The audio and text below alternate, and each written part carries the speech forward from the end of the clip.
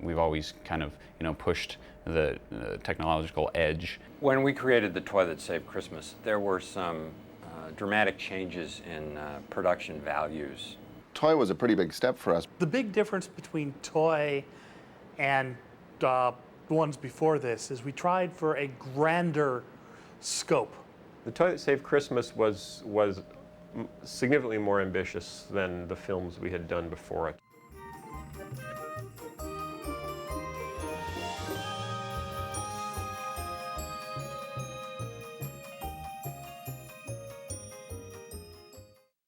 I was the second person that Phil hired. Back then we had, there was only like 8 of us. I was the 9th employee. And there were still only 10 of us, the same number that we had just done. I think Dave and the Giant Pickle was before that, right? Right. Which was Yep, a much just simpler, before that, yep. much simpler show.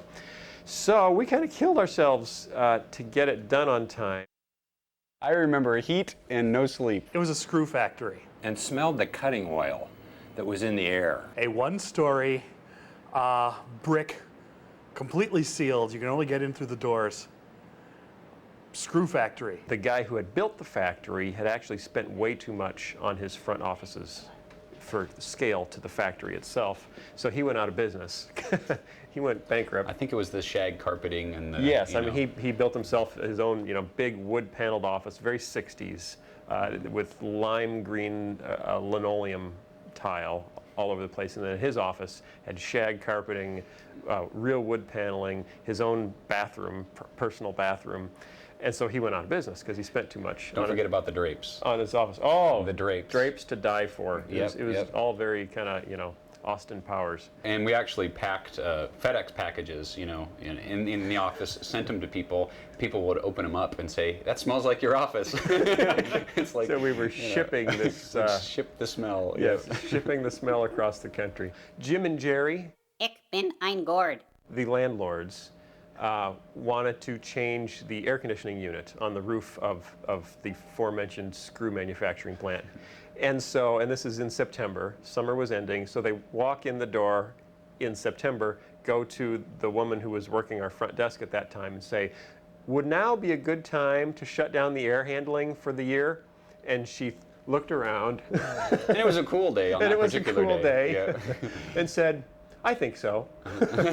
and then they turned around and walked out. We never heard of this conversation. It was never relayed to us. 2 days later, the air conditioning turns off. Then we get a heat wave. So we've got a heat wave in September heading into October. We've got 10 people working on computers trying to finish a show. It's 110 outside. And it's 85, 88 degrees, in the office. I went out and I bought a bathing suit. And I was sitting there working in the bathing suit. But that's where sweating. green linoleum comes in handy because it Yes. stays quite cool, so you can linoleum. actually cool off on the linoleum if you lay down flat. When it got too hot, I would just go out to the atrium with the linoleum floor and sit there, lie down on the floor where it's cooler, and start making sweat angels in an attempt to dump heat. Well, everyone who's made a snow angel can pretty much figure this out. It's the same process, except you're leaving a puddle as opposed to an imprint. Sooner or later, we developed a infestation of mice. Sometimes it seemed like they were everywhere. We had fly paper set up. I don't know if that was to catch mice or not. Finally, we actually caught a mouse, which kind of scared us a lot because the mouse was still alive. Only he had this one foot that was caught in the tape, and so he's kind of trying to get away, but he's dragging this big piece, this 8.5 by 11 piece of sticky paper that's got a bunch of roaches stuck to it as well. So we all looked at each other. In fact, I think Robert Ellis was the one who said, "Well, we can't kill this mouse." And I'm going, "Well, that's what most people do with mice." He said, No, we got to liberate the mouse. We have to free the mouse." I'm going, "Robert, we've been trying to catch this mouse." "No, we have to free the mouse, free the mouse." So we decided We would take the trap and march it with the mouse on it and march it 3 blocks south and carefully unstick the mouse while singing "Born Free." And the mouse would sort of stickily scuttle off into the underbrush, and we would go back to work. it dawned on me that this company was definitely unusual when we were in the last week or 2 of the show. And of course, it's a Christmas show, so you can't ship it late. There's no no shippy lady on a Christmas show, because no one, for Groundhog's Day, people do not buy Christmas videos. So we had to get it done on time. We ended up, working around the clock. The reason there was this night shift was because the computers, we only had 3 or 4 computers that we could actually work on. They just wouldn't leave the office. They just had to get the show finished. I have a very distinct memory of stepping over a sleeping animator in a hallway to get to the edit room, so we could try to finish the show. So there were just people lying on, pieces of foam rubber on the floor, Right. trying to sleep while we were getting it done. We called it the noni foam, remember? That's right. My mom's name is Noni, or Nona, Noni for short, and she had all these old foam things that she, used to use under her mattress or whatever, and I, inherited them somehow, and brought them to work, and, Yes. everybody laid on the Noni foam. It was a harrowing time. I remember just people laid out on the floor the very last day, including Phil. We're all just like crashing. I was still working full-time at a church as a director of music. So I would work my full day at my other job, come home, and at that point my studio was in a spare room in our house. It didn't even have a door. It was just kind of off of our dining room. So I had it half filled with music equipment. So 10 o'clock at night, or whenever Phil was done with his work at the office, he would come over. So we had a lot of very late nights into the morning trying to get the score done. And then he'd, have to get a few hours sleep and go back and go to his regular office. At this one point, there was an announcement made, and I've been there for 28 hours now, and this announcement comes over our phone intercom. The final shot will be rendered in an hour. And I look at my clock, and it's like midnight, and I'm thinking, an hour, gee, that's going to be 1 a.m. So I get on the train, and the stop before downtown goes right by our offices. And so I'm looking at the window, I look outside, and I notice as we go by the offices, every one of the employees' cars are still there. Look at my watch, it's 9:15. We had gotten so close to the time we had to have this thing delivered that we had to put Bridget, our administrator, secretary, sort of catch-all person. We were going to have to put her on a flight and fly her down to Dallas, Texas, so she could deliver it by hand. FedEx wasn't fast enough. The tape left. Bridget headed to the airport. She caught her flight. She got down to Dallas, handed the tape to the duplicator. It went off, and they started making copies of The Toy That Saved Christmas. Meanwhile, the rest of us just kind of collapsed. Everybody went home. But that night, about midnight, Phil Vischer, Bob the Tomato, wakes up with these terrible chest pains. He thinks he's having a heart attack. Lisa Vischer, his wife, Junior Asparagus, takes him to the emergency hospital. It takes him about 3 hours to figure out, well, no, it's not a heart attack, but actually a bacteria, because he's so depleted, his body is attacking his heart. And they send him home and put him in bed. He has to stay in bed for about a month. And then, now that he's rested up, we're thrilled he's alive. We know that's just terrific. But as soon as you get well, could you write the next script?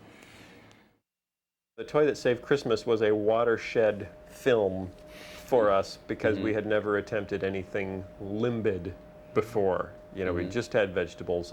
In The Toy That Saved Christmas, the penguins, which I didn't appreciate at the time as a real dramatic production improvement, but they had arms and legs. I mean, they had wings and legs, featherless wings, albeit. So the animators really started getting into, okay, give us some arms and legs, anything with arms and legs, which led to, okay, you want it? Here it comes. It's Buzzsaw Louie, a jointed toy, and then ultimately, the penguins. Tom Danon at one point had the scene where Louie first steps out of the warehouse and slips and tumbles down the stairs into the snowball. And he was just laboring over this, how does this have to look and everything? And he finally, he saw a Jackie Chan movie, and he saw one point where Jackie's just like flying through the air, but his arms are windmilling and his legs are kicking, and it was just the perfect action fall. So that's where Tom got this inspiration to give Louis the Jackie Chan fall. So that's what it became from then on. It's Jackie Chan. I didn't realize how difficult that was because of our software that we were using. I mean, actually animating appendages really slows down the process. It's why we use vegetables. And it was actually on this show, The Toy That Saved Christmas, that one of our vegetables, for the first time, acted with his shoulders. That's right. And That's vegetables don't have shoulders, but Mr. Nezer shrugs. You know, it was Ron Smith was the animator. It's just the scene where the townspeople confront Nezer, and he's kind of, you know, I don't know, what are you talking about? I don't know what you're doing. And I just put this little chuckle thing in there, and because he was more costumed than most of the other characters. He had his little shirt and tie and his pants. But just because I had that to kind of make visible the edges of his relatively spherical shape going up and down, it was this groundbreaking moment of vegetable thespianism. And I just remember watching that. It's like, what? What? Play that again. How did you make him shrug? He doesn't have shoulders. Quite some acclaim I gained with that one. So it was on this show that, you know, the animators really started pushing the animation to a level beyond what I had conceived.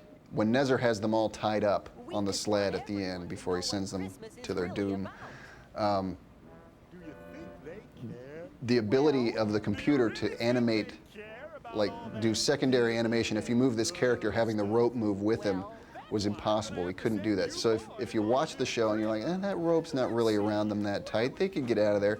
Just please remember that we were having to finagle that rope after, you know, after moving every character. It's good thing they're tied down and they can't move too much, but even then it was still pretty big chore.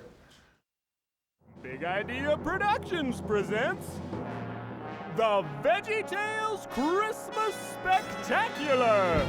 We were excited that we were finally going to get one of our shows on TV. So we did a deal with PAX that had just started. It's like, well, this will be fun. Let's see if we can, you know, a new network, see if we can get a new audience to come to a new network to watch Veggies on Christmas. Larry, Yeah, Bob? this is network television. I know. Do you know how hard it was to get a network to turn over an hour of airtime to a bunch of vegetables? Well, I love Christmas music, so when we had a chance to do a Christmas show, I thought that was going to be a lot of fun, which it was. But we didn't use a lot of traditional Christmas music, so I had a lot of fun trying to sneak it in where I could. For example, on the silly song, Oh Santa, da da da da da da da, at the end there, through the whole verse, you hear jingle bells underneath there. At the very end of that song, you hear just a line of Joy to the World. Bum, bum, ba-dum, bum, bum, bum, bum. With a lot of the silly songs, it's kind of a conglomeration of a few different experiences for me. Oh, Santa, I can't wait for you to come. I just can't wait for you to come, and I've got cookies. You know, I think Oh Santa, you know, obviously I wanted it to, you know, have a Christmas theme. I had just seen, my wife and I went and saw the play The Kiss of the Spider Woman with Cheetah Rivera. And so we had just seen that, and there was a song in that kind of caught my attention. And it wasn't really the melody of the song, it was more of the style of the song. There were two singers kind of in a duet, and then their lines would overlap, and they wouldn't be the same lines. So, you know, they'd be, you know, kind of singing over each other like that in a really kind of a cool fashion. So I thought, oh, that'd be really neat to do something like that. We could do that too. We could do that. We yeah. could sing at the same time too. Yes. We thought that, and then, and so, you know, so I came up with this concept of, you know, Larry, you know, having these cookies ready for Santa, and then, you know, different people would come and take his cookies besides Santa. In the score, it's fun to sneak in some Christmas songs here and there also, but some of them aren't as familiar. For example, there's this one. See if you know this one.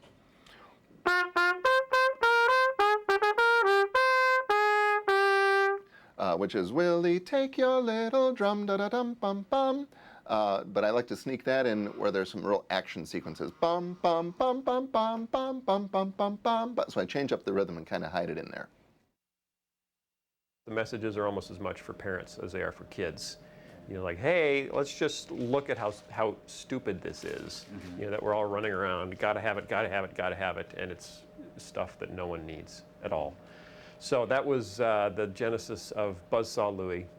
The little, you know, like, what if an action figure, you know, like a Cabbage Patch Kid, stood up and said, hey, this is ridiculous, you know. This isn't what Christmas is about. You don't need me. I'm just a little stuffed sock, you know. and that's the storyline. The Toy That Saved Christmas was another step in the chain. Every show we make leads to discoveries that enable us to make the next show, make every show that much better, that much bigger, that much grander. The stuff we learned in Toy That Saved Christmas went on to be used in Larry Boy versus the Fib from Outer Space and Josh and the Big Wall, and they in turn taught us things to make the stuff that came after them. I think Big Idea Productions is the only company that makes children's programming that handles faith issues in such a relevant, real way, with great humor and enjoyment. So it's a joy to work with.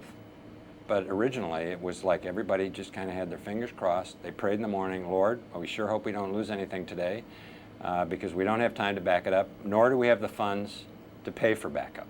And they all lived happily ever after. The end.